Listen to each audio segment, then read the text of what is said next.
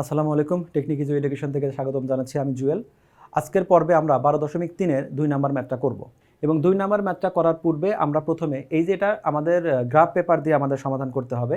তো সমাধান এই টাইপের ম্যাথ সমাধান করতে হলে কিভাবে আমাদের প্রথমে ক্যালকুলেটর ইউজ করি, কেন ইউজ করি, কোন পয়েন্ট নিব, কোন পয়েন্ট নিব না, এ সংক্রান্ত বিস্তারিত কথা বলা আছে আমাদের 1 নাম্বার প্রশ্নে।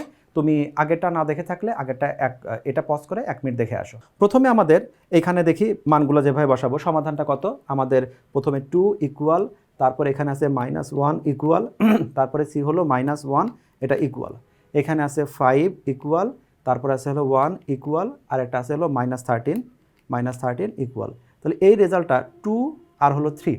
মানে এই সমাধান, প্রশ্নের যে সমাধান, এটা খেয়াল রেখো, এটা হলো 2,3 বিন্দুতে সমাধান করতে হবে।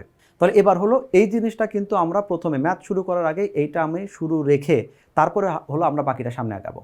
সামনে আগানোর জন্য প্রথমে কি করতে হবে? আমরা প্রথমেই এই সমীকরণ যে দুইটার যে কোনো একটা আমি আগে নিব। সমীকরণ 1, 2 মার্ক করে নিলাম। এটা তো প্রশ্ন, তুমি প্রদত্ত সমীকরণ দেয়, সমীকরণ 1 আর 2 তুমি উঠায় নিলাম।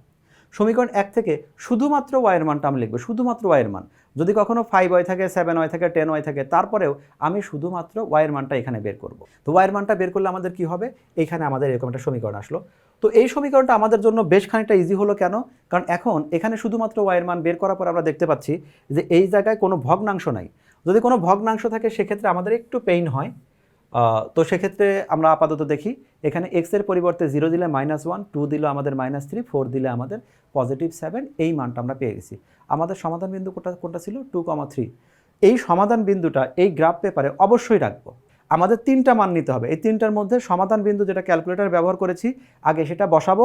এরপরে বাকি যে মানগুলো আছে তোমার যা ইচ্ছা তুমি নিতে পারো, বাট এমন কোনো মান নিবে না যে মানটা ডিফারেন্সটা অনেক হয়। একটা আমাদের 4 আর একটা আমাদের -40, এরকমটা নিব না। আর একটা খেয়াল রাখবো, এখানে তো আমাদের কোনো ভগ্নাংশ নাই। যদি কখনো ভগ্নাংশ থাকে তাহলে এমন মানগুলো বের করা বসাবো যাতে আমাদের ওয়াইয়ের ভ্যালুটা পূর্ণ সংখ্যায় আসে।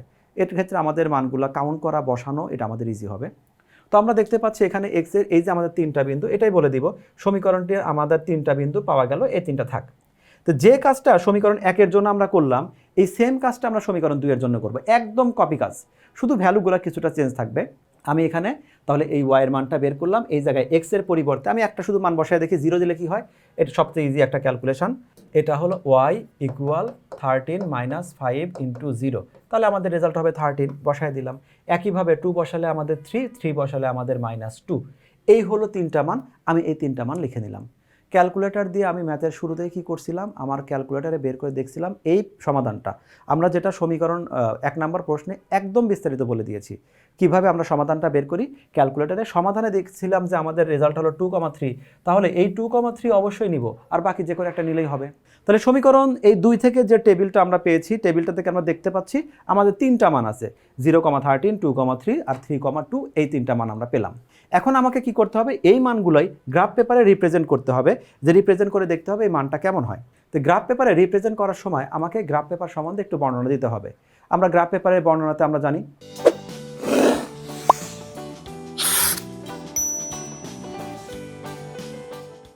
যে আমাদের ডান বামের দিকে কাগজটা যখন বসাবো, ডান বামের দিকে আমাদের x ও x প্রাইম, উপর নিচে y ও y প্রাইম। ও বিন্দুটা আমরা পরে লিখি, একদম ম্যাথ করা শেষে তারপরে লিখি, যাতে করে ও বিন্দুর উপর দিয়ে কোনো দাগ না চলে যায়। এরপরে আমরা এই যে আমাদের বিন্দুগুলো আছে, এই বিন্দুগুলোতে যে বিন্দুগুলো দেখতে পাচ্ছি 0,13, 2,3, 2,4, 4,7, মোটামুটি একটু দূরে দূরে আছে, খুব বেশি কাছেও না, খুব বেশি আমাদের বড়ও না। তো আমরা এই ভ্যালুগুলো দেখে, এই যে এইখানে যে ভ্যালুগুলো দেখে, এই ভ্যালুগুলো যদি খুবই কাছাকাছি থাকে তখন আমরা কি করব? ওটাকে এক্সপান্ড করে দিব। তখন আমরা কি বলবো? 2 ঘর গিয়ে 1 কাউন্ট করব। আর যদি বড় বড় মান থাকে তা আমি বলবো না, তখন আরও ওটাকে সংকোচন করে দিব, বলবো 20 ঘর সমান 1 একক, 4 ঘর সমান 1 একক, আমার প্রয়োজন অনুসারে। তো এখানে আমরা দেখতে পাচ্ছি সবগুলোই স্বাভাবিক আছে, সেজন্য আমরা বললাম এই যে গ্রাফ পেপারটা নিব সেখানে এক বাহুকে আমরা একক ধরবো, 1 একক ধরবো আর কি। ধরে আমি এই চার্টগুলা বিন্দুগুলো বসাবো। প্রথমে কিন্তু একটা একটা করে শেষ করতে হবে।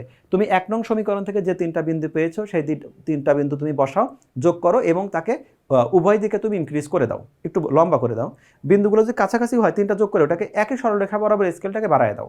এইটা শেষ করার পরে, অর্থাৎ 3টা রেখা যোগ করার পরে তারপরে কিন্তু তুমি আসবে হলো এইটাতে, মানে দ্বিতীয় যে টেবিলের মানগুলো ছিল সেটা। এই বিন্দুগুলো তুমি বসাবে, 3টা যোগ করার পরে স্কেল যে ওটাকে ইনক্রিজ করে দিবে, দেখবে কোনো একটা জায়গায় মিলেছে। মিলবে কোন বিন্দুতে? আমরা তো ওই যে ক্যালকুলেটরতে প্রথমে বেরই করছি এই রেজাল্টটা হবে হলো সমাধান হলো 2,3 এবং আমরা সেজন্য কৌশলে দুইটা টেবিলেই কিন্তু 2,3 নিয়ে নিয়েছি। তার মানে এরা নিশ্চিতভাবে 2,3তে মিলিত হবে। এবার চলো আমরা তাহলে গ্রাফ পেপারে মানগুলো চেক করি। আমি তোমাকে 2-3টা বিন্দু দেখায় দেই। আমরা এই যে রেখাটা আছে, আমরা এই রেখাটা হলো আমাদের 5x + y অর্থাৎ একটা সমীকরণের, এটা আর একটা সমীকরণের, দুইটাকে আলাদা আলাদা দেখে নিলাম যে এই যে সমীকরণ তুমি দেখতে পাচ্ছ এটা আমাদের কোন বিন্দুগুলো যোগ করছি, সেটা হলো ওই 1 নাম্বার টেবিলের সমীকরণ থেকে যে 1 নাম্বার টেবিল পেয়েছি এইটা, সেটা 2 নাম্বার সমীকরণ থেকে 2 নাম্বার টেবিল পেয়েছিলাম সেটা, এটা আমরা দেখাই দিব। তো এই সমীকরণে দেখো একটা বিন্দু হলো 0,13, 0,13 আমরা কিন্তু এক ঘরে একাকি ধরছি, তার মানে 0-র জন্য 0ই যাব, 13-এর জন্য 13ই যাব।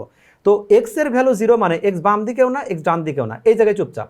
কিন্তু y +3 পজিটিভ মানে উপরের দিকে যাবে, ঠিক দেখো 10, 11, 12, 13 গিয়ে আমি একটা মার্ক করলাম। এই বিন্দুটা হলো 2,3, x এর বাম দিকে ডান দিকে যাবে হলো 2, উপরের দিকে যাবে 3, যেহেতু আমাদের পজিটিভ দুইটাই, এটা গেল। এই বিন্দুটা হলো +3, -2, তার মানে x ডান দিকে যাবে হলো আমাদের +3 আর বাম দিকে মানে নিচের দিকে যাবে হলো 2, y নেগেটিভ হলে নিচের দিকে। তাহলে দেখো আমরা সেই কাজটাই করলাম, x +3 -2 মার্ক করলাম। এই তিনটা বিন্দু প্রথমে যোগ করলাম, পরে এই দিকে একটু বাড়ায় দিলাম, আবার এই দিকে একটু বাড়ায় দিলাম, মোটামুটি বাড়ায় দিলাম। প্রথম কাজটা শেষ। একইভাবে আমরা বাকি যে তিনটা বিন্দু আছে ওই সমীকরণ থেকে, এটা আবার কমন বিন্দু। তার মানে যখন কমন বিন্দু থাকে তখন সুবিধা দেখো আর একটা, তোমাকে কিন্তু 6টা বিন্দুর মধ্যে 5টা বিন্দু বসাতে হচ্ছে, কারণ প্রথমবারই তুমি 2,3 বসিয়ে দিয়েছো, তার মানে দ্বিতীয়বার তোমার আর বসানোর প্রয়োজন নাই। এবার বিন্দু তিনটা বসায় যোগ করলাম, যেটা আমাদের কমন বিন্দু, যেখানে দুইটা রেখা ইন্টারসেক্ট করছে। গ্রাফ পেপারের সমাধান মানে দুইটা যেখানে ইন্টারসেক্ট করছে ওইটাই হলো আমাদের সমাধান।